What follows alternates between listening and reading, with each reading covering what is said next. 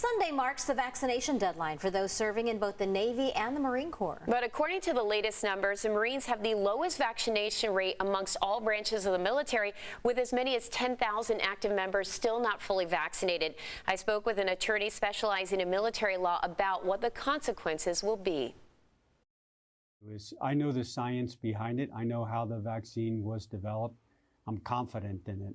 Earlier this month, the Marines top general and his senior enlisted advisor posted this video message to Twitter urging Marines who hadn't done so yet to get vaccinated. We don't have extra Marines. We're a pretty small force, and we have to make sure that everybody on the team is ready to go all the time. Sure. That's our job. The deadline is this Sunday, November 28th.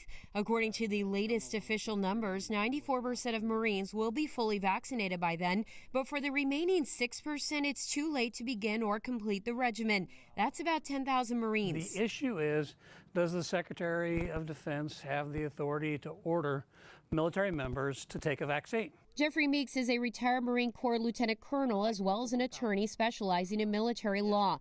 He says the vaccine mandate is an official order, one nearly everyone in the military must follow or they'll likely be let go. It's a lawful order. There's not going to be many, if any, exceptions granted. If you decide to disobey the order, then most likely you're going to be administratively separated or disciplined and separated by a disciplinary means. Meaning you're out of the military? You'd be out of the military. Those choosing not to get vaccinated can seek a medical or religious exemption, but Meeks says very few will be granted. Take the Navy, for example. They've granted 6 permanent medical exemptions and no religious exemptions for any vaccine in the last 7 years. The religious exemption is probably the one that's most frequent, and they haven't been being granted. There's only a few that I've heard about. And even in those situations, if it renders a person non-worldwide deployable, then likely they're going to be separated for good of the service. So what happens after the Sunday deadline? Guidance from the military services outlines escalating punishment, starting with counseling from commanders and moving on to letters of reprimand and ultimately dismissal from the service.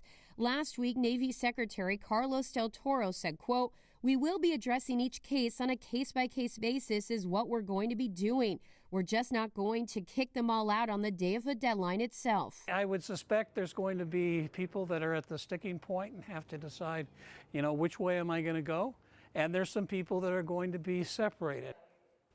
And Navy officials say 99.7% of sailors have received at least their first dose of the vaccine. That's the highest vaccination rate in all the military. Meanwhile, the Army deadline is December 15th.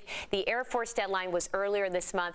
Exemption requests are still being processed. So we know this is a big deal, especially here in San Diego with so many military. I think a lot of people will be looking to see what they do with the Air Force people who aren't vaccinated, since that was the deadline that came first. Exactly. It's a fluid situation, and the Marines are basically saying we will release more information after that Sunday deadline, so we should know more about, are they going to let people go? Are they going to give them an extension? We just don't know. So we will, of course, keep you updated on this story. We'll be watching.